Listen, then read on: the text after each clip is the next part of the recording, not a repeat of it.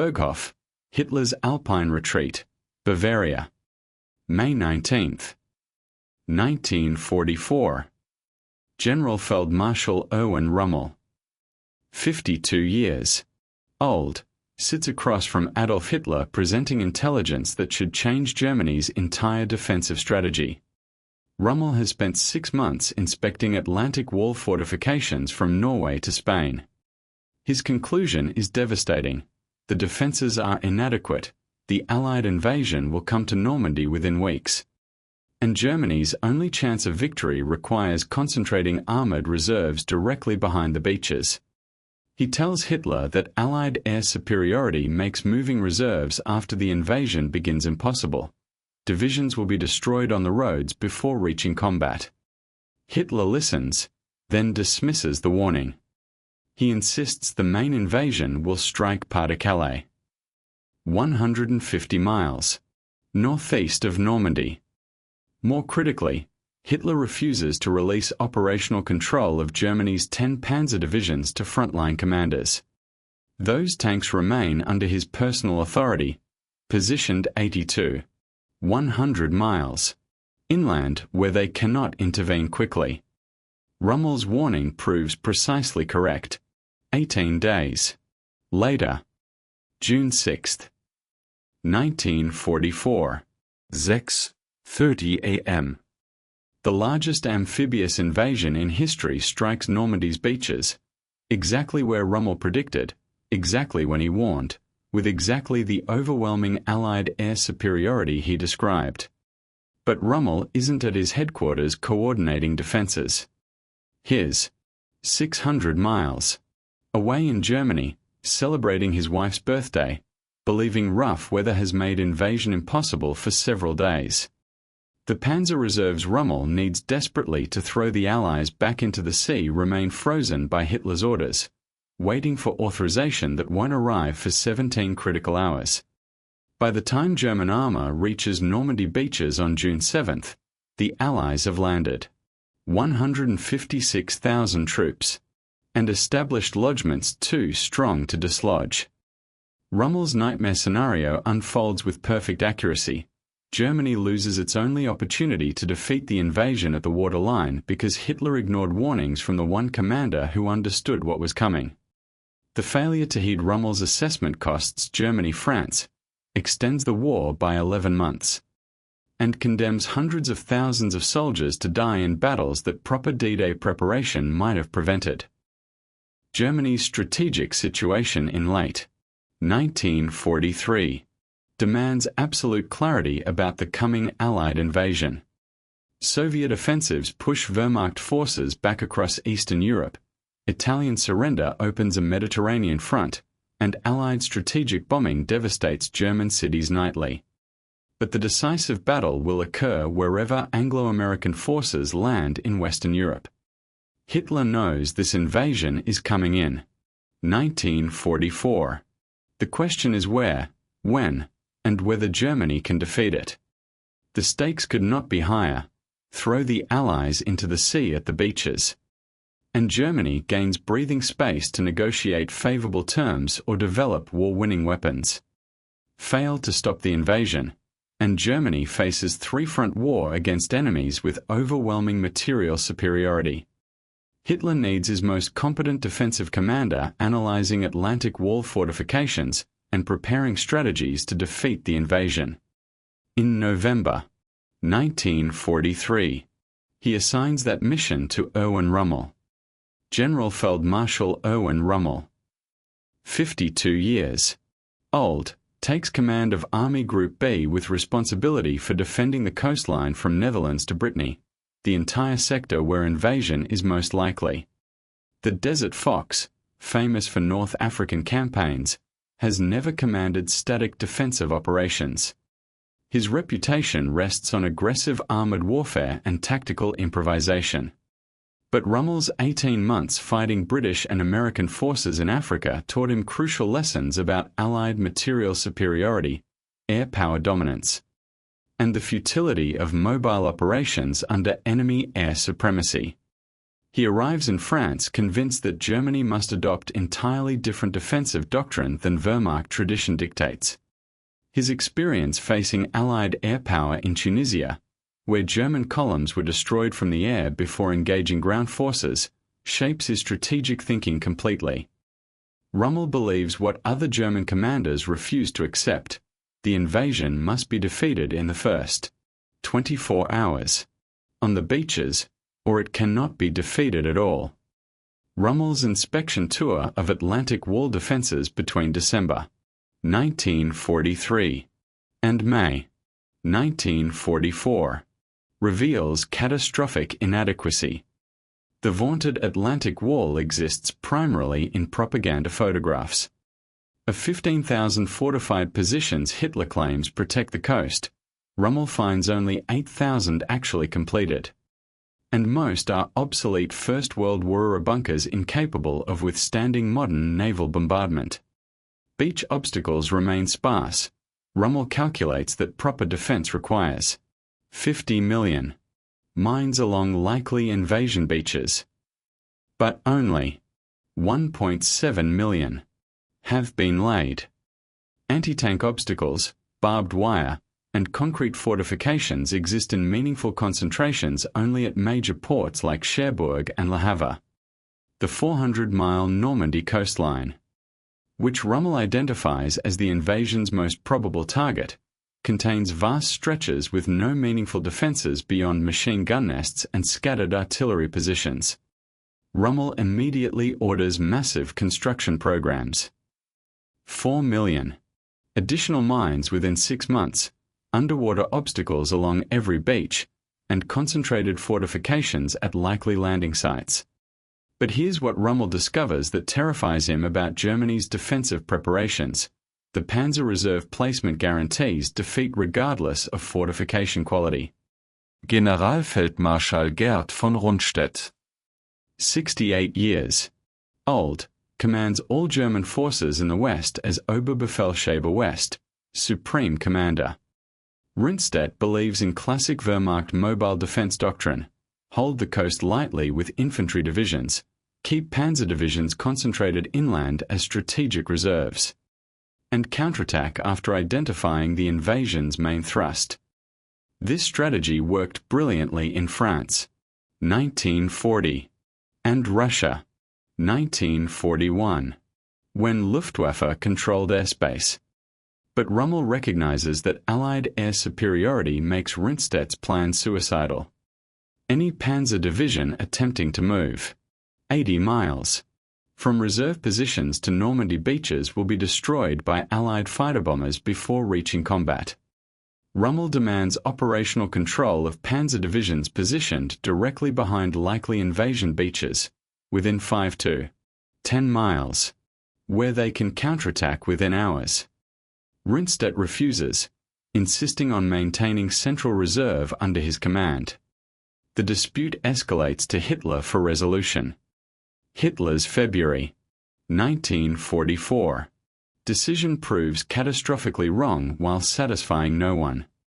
He splits panzer reserves, 3 divisions under Rommel's control positioned near the coast, 7 divisions held in central reserve under Oberkommando der Wehrmacht control, meaning Hitler personally must authorize their deployment.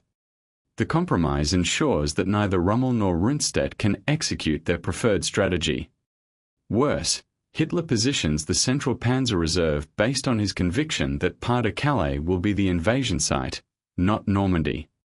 Panzer Lehr Division, 12th SS Panzer Division, and 1st SS Panzer Division, Germany's most powerful armored formations, remain 82, 120 miles from Normandy, positioned to counterattack a Pas-de-Calais invasion Hitler is certain will come. When Rommel protests that this deployment leaves Normandy vulnerable, Hitler dismisses the concern. The Führer has convinced himself through study of maps and coastline assessments that Pas-de-Calais, with its proximity to England and direct route to Germany, is the only logical invasion site. Rommel's warnings about Normandy fall on ears deafened by Hitler's certainty. Between March and June 1944, Rommel transforms Normandy defenses with manic urgency that his staff finds alarming. He drives his commanders relentlessly. 500,000 beach obstacles installed by May, mine density increased from 40 per mile to 1,000 per mile along likely landing sites, and artillery positions reinforced with concrete bunkers.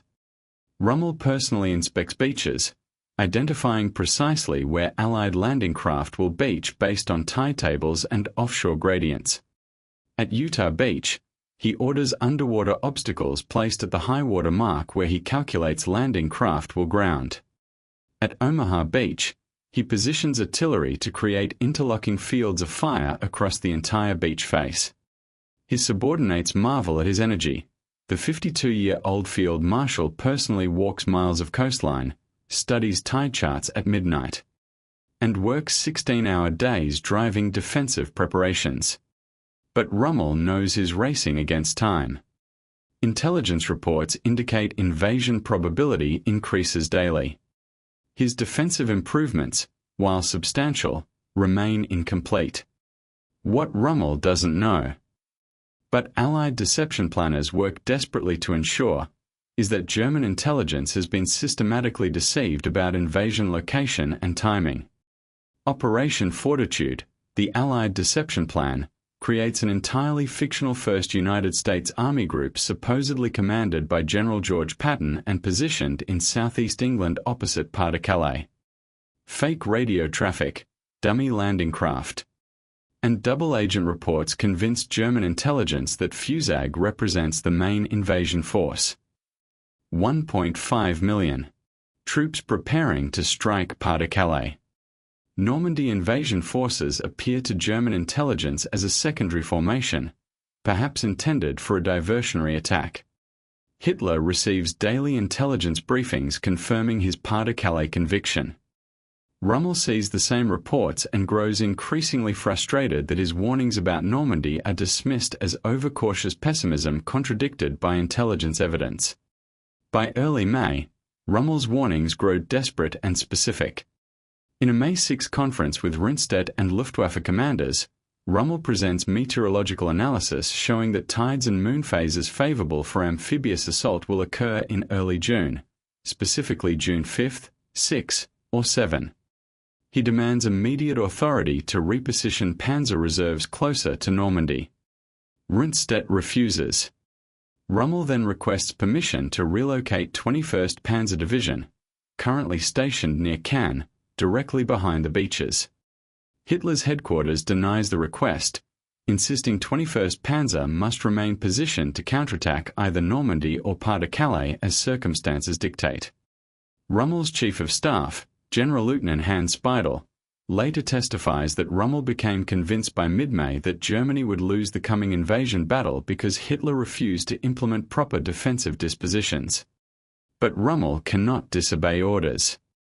He continues fortification work while advocating futilely for command changes.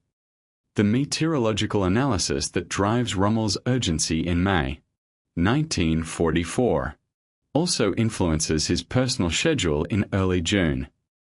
Weather forecasters predict rough seas and high winds for June 4th to 6th, conditions that make amphibious invasion impossible.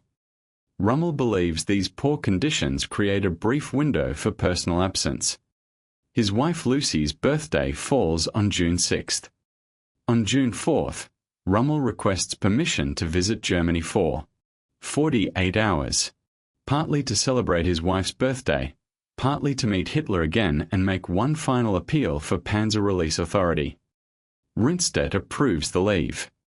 On June 5th, Rommel drives to Germany, expecting to return June 7th.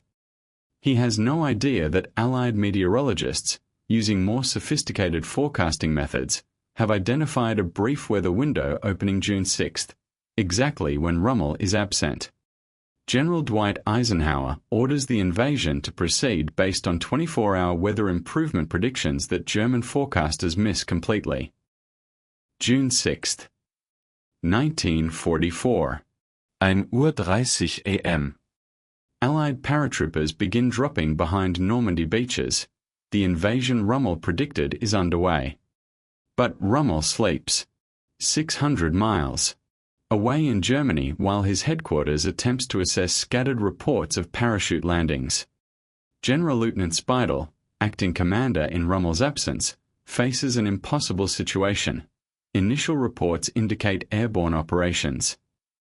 But the scale remains unclear. Is this the main invasion or a diversionary raid? Standing orders require him to request Hitler's authorization before deploying Central Panzer reserves. At 2 a.m., Speidel contacts Oberkommando der Wehrmacht, requesting permission to move 12th SS Panzer Division toward the coast. The duty officer refuses.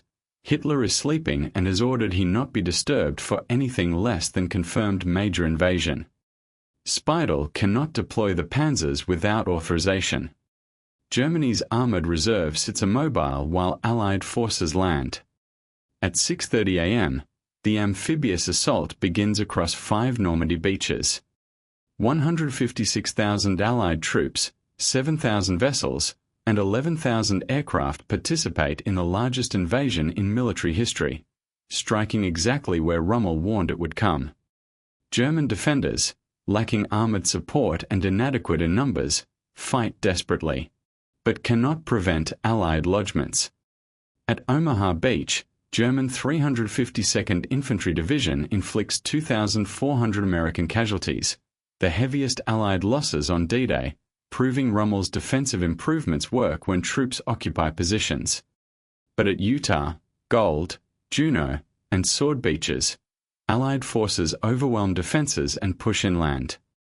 The absence of immediate panzer counterattacks, exactly what Rommel predicted would be decisive, allows Allies to consolidate beachheads during the critical first hours. Multiple factors converge catastrophically for Germany. Rommel is absent, Hitler refuses wake-up calls until 10 a.m., panzer divisions remain frozen awaiting orders. And Luftwaffe contributes only 319 sorties compared to 11,000 Allied aircraft missions.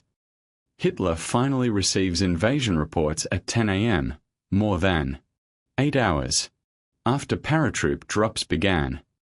He immediately makes the catastrophic error Rommel warned against. Hitler assumes Normandy is a diversion and the main invasion will still strike Pas-de-Calais. He refuses to release panzer reserves for immediate deployment to Normandy, insisting divisions must remain positioned for the real invasion he expects within days. Rundstedt, who shares Hitler's Pas-de-Calais conviction, doesn't strongly advocate for immediate panzer commitment. The armored divisions Rommel needs desperately remain stationary through June 6, the one day when decisive counterattack might have driven Allies back into the sea. By late afternoon, Allied forces hold beachheads, 5 miles deep. The moment for defeating invasion at the waterline has passed. Rommel's prediction proves devastatingly accurate. Without immediate panzer counterattack in the first hours, the invasion cannot be stopped. Rommel receives word of the invasion at his home in Germany at 10:30 a.m. He immediately departs for France. But the 600-mile journey requires 12 hours. He won't reach headquarters until 10:30 p.m. on June 6. As Rommel races westward, he monitors radio reports describing precisely the scenario he warned Hitler about: Allied forces landing at Normandy, German defenders fighting without armored support, panzer divisions sitting immobile awaiting authorization, and Allied air supremacy preventing German movement. When Rommel finally arrives at his headquarters near Paris at 10:30 p.m., the situation is already irretrievable. Allied forces hold all 5 beaches. 156,000 troops are ashore, and the lodgements are too strong to eliminate. The next morning, June 7th, Hitler finally releases panzer divisions for counterattack. But Allied air power transforms the movement into massacre. 12th SS Panzer Division requires 18 hours to travel 80 miles, suffering 20% casualties from fighter-bomber attacks before reaching combat. Panzer Lehr Division loses 130 vehicles on June 7th to airstrikes. The mobile armored counterattack doctrine Rundstedt advocated proves impossible under Allied air supremacy. exactly as Rommel predicted. The strategic consequences of ignoring Rommel's warnings become clear within 72 hours.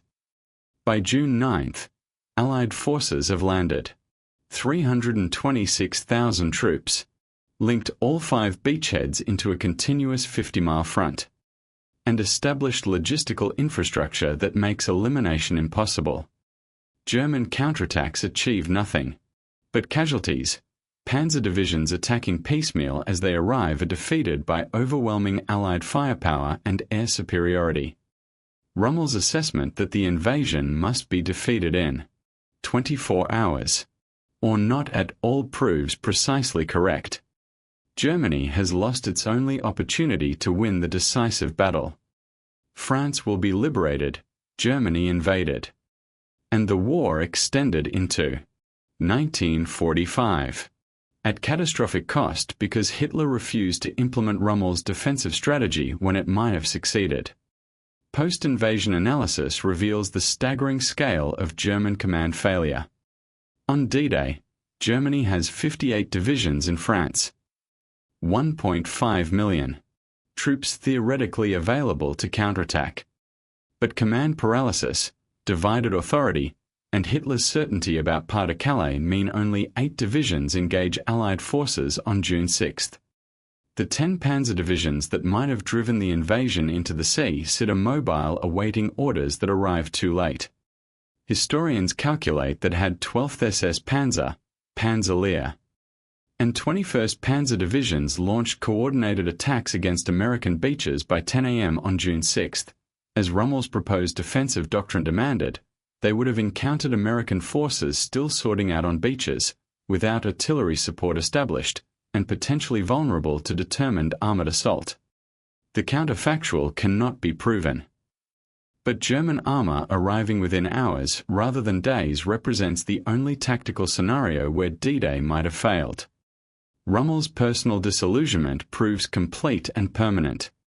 In daily conferences through June and July, he repeatedly confronts Hitler with evidence that the war is lost and Germany must negotiate surrender before complete devastation. Hitler refuses every suggestion.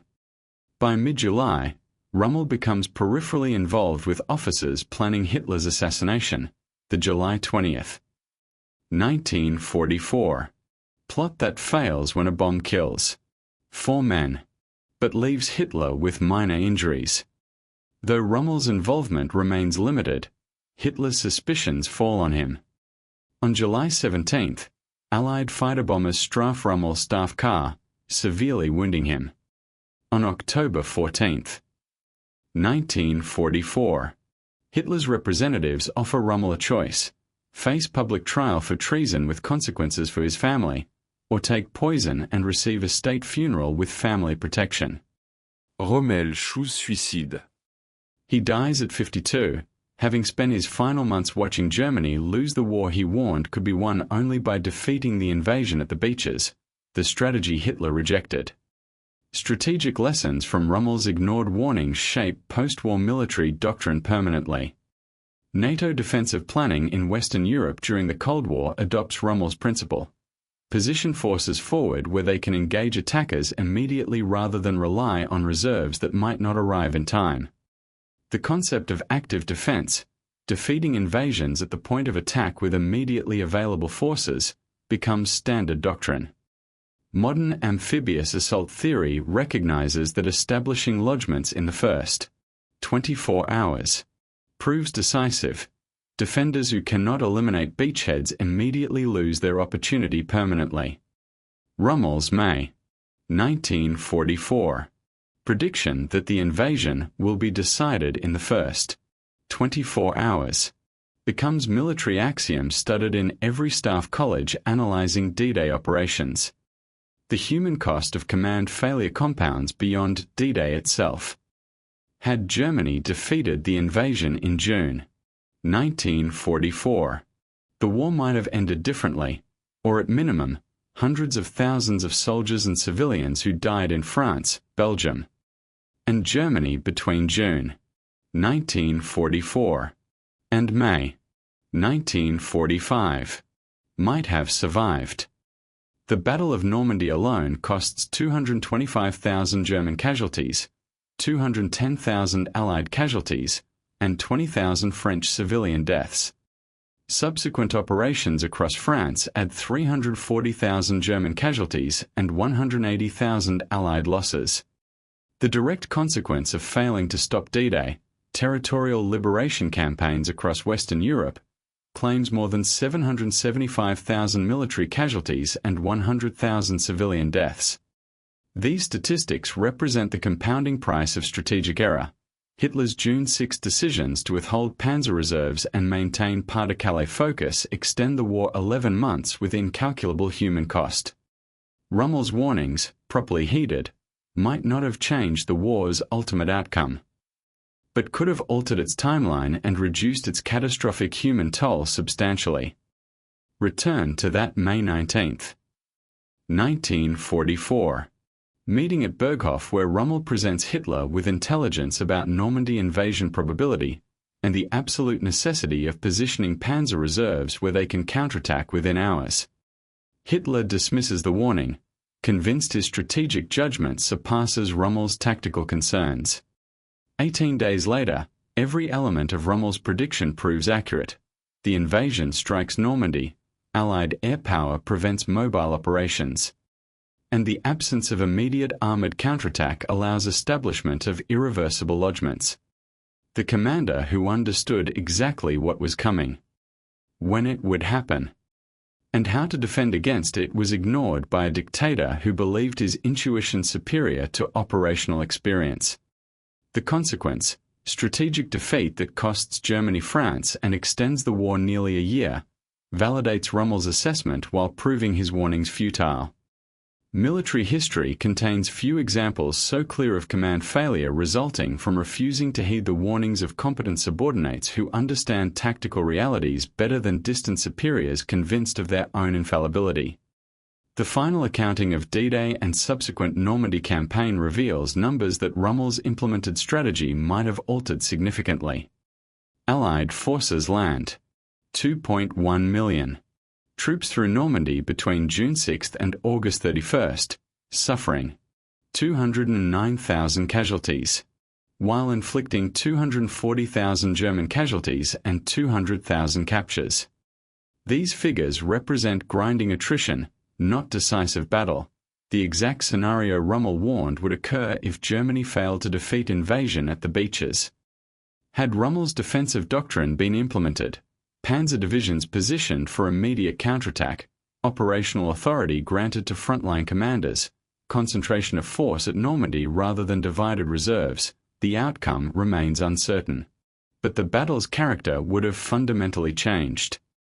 Instead of methodical Allied build-up against disorganized resistance, D-Day would have become violent armored battle decided in hours rather than months. Whether Germany could have won that battle remains debatable.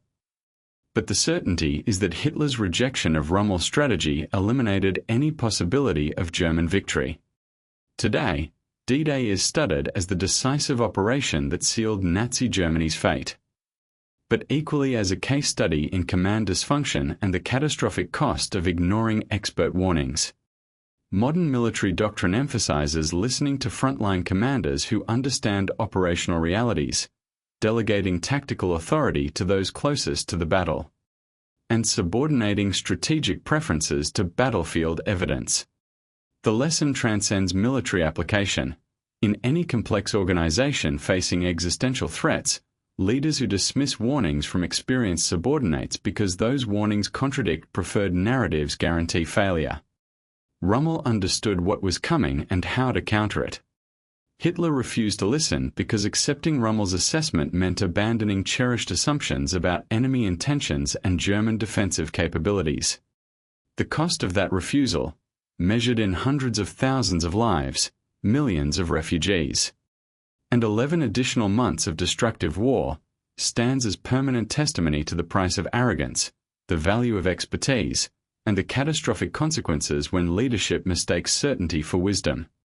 At Normandy's beaches rest the consequences of that failure. 156,000 Allied soldiers who landed on June 6 against disorganized resistance that proper defensive preparation might have transformed into decisive German victory, had one commander's accurate warnings been heeded by a leader capable of recognizing truth that contradicted his preconceptions.